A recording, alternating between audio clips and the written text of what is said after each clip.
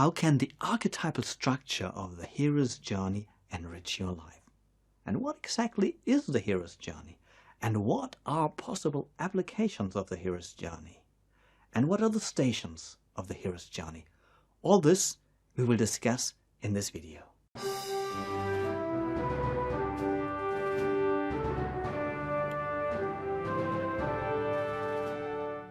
Hello, what is the hero's journey and why is it so relevant for your life?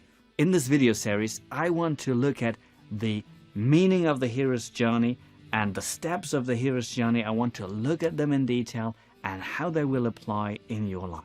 I could tell you a lot of stuff about the history of the hero's journey, where it came from, what the steps to its development were. But what I really want to do is I want to tell you what fascinates me about the hero's journey. You know, let me put it like this. Just imagine you had this, this gathering of all great, wise and successful people. And everybody who's ever met somebody who was wise, great or successful. And they'd all come together. And they'd all tell the stories about what these people did to become successful. And then you'd gather it all together.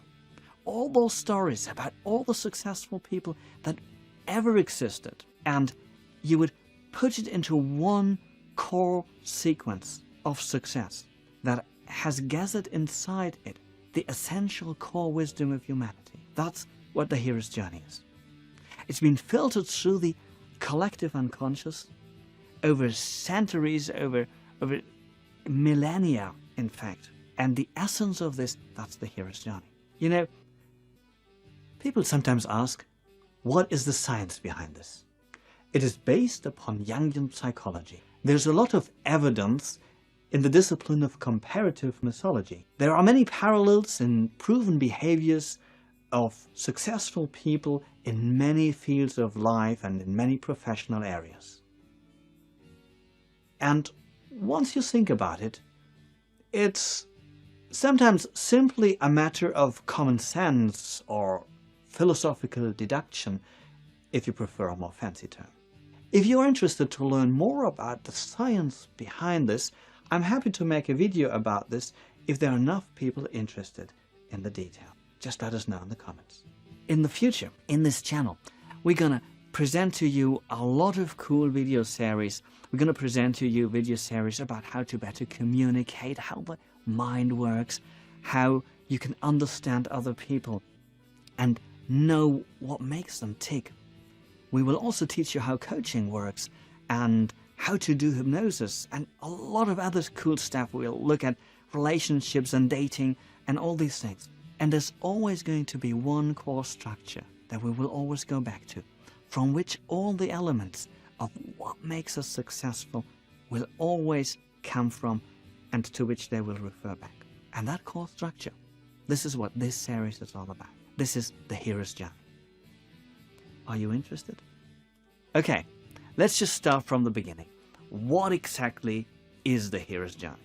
The hero's journey is a concept that was named and developed by Joseph Campell, a mythologist who has studied a lot of different myths and who found a common pattern in them.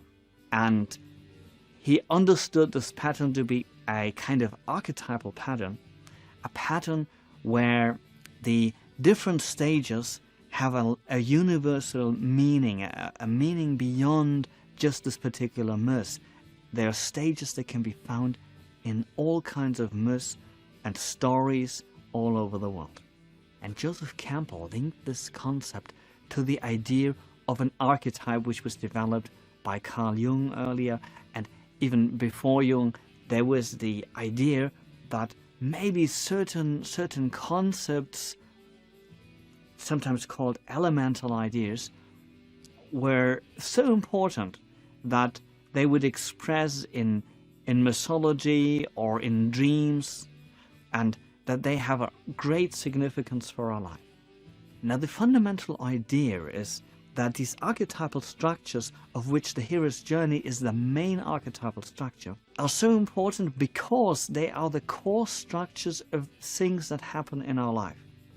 So from what I've said, you probably realize that the hero's journey is much, much more than just a cool, basic structure for story writing, or like, something that screenwriters use. Of course it is that, and it's very useful for that, but it's so much more. So because the hero's journey is presented to us in the forms of Muse, and it has been filtered through the unconscious, through the collective unconscious, it is presented to us in the form of metaphors. It's presented to us as stories about heroes, about dragons, about monsters, about princesses. Now these metaphors, they do have meaning, and we don't instantly understand their meaning when we read the Muse, at least unless we're trained to understand them, to recognize them. But we do understand, we sense that there's a meaning in those stories. The typical form of the hero's journey is this. The hero's journey takes place in a world that has been created by some kind of mythological event. That's the first thing that needs to happen for a hero's journey to be possible.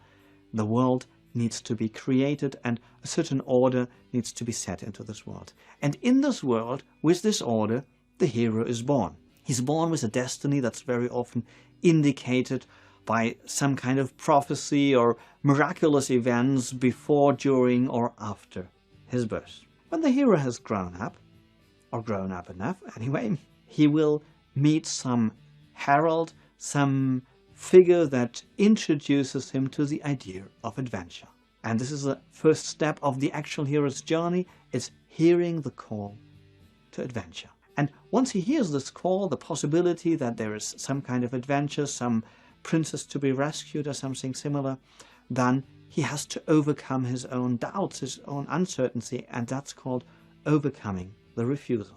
And if he mastered to do that, then he can take the first proper step into the adventure, that's called crossing the threshold. He enters the unknown world of the adventure, of the dangerous world in which he will meet all kinds of mysterious creatures. First, he will need support in this world, and therefore step number 4 is finding mentors, donors, and supernatural aid.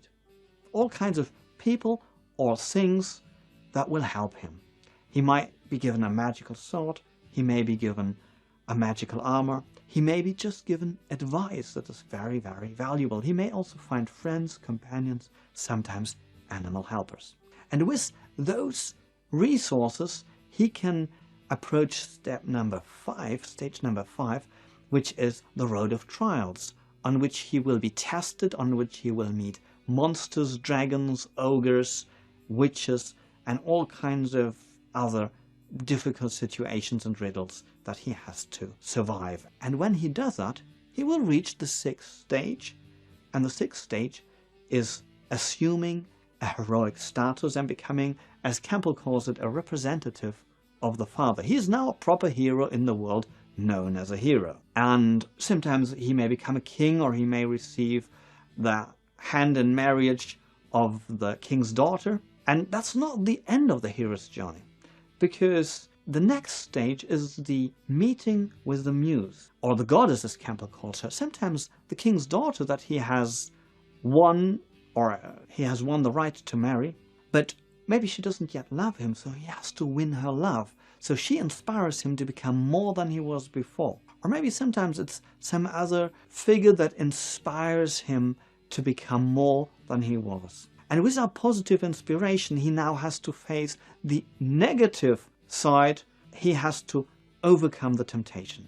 And the temptation, sometimes also represented by a female figure in case of the male hero. It's different in case of the female hero.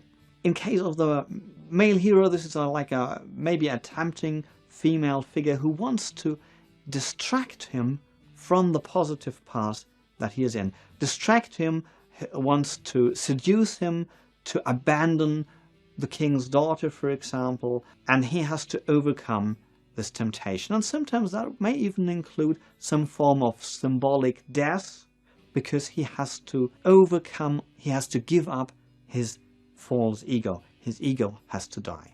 And if he successfully passes through this stage, he will receive the final goal of the hero's journey, or at least the the quintessential point in which he receives the ultimate boon. The ultimate boon, the elixir of life, or whatever he originally set out to receive. This could also be the process of becoming an almost divine being in what's called an apotheosis, and it might also sometimes mean an atonement with the Father, who may have been the original figure that sent him onto this journey. And this gift, whatever it is that he received, he must now bring back to the world of man, to the world where his journey originated, and so he has to return home with the gift. And this is the end of the hero's journey, but beyond that, there are other possibilities. There may be a new adventure waiting for him after this hero's journey.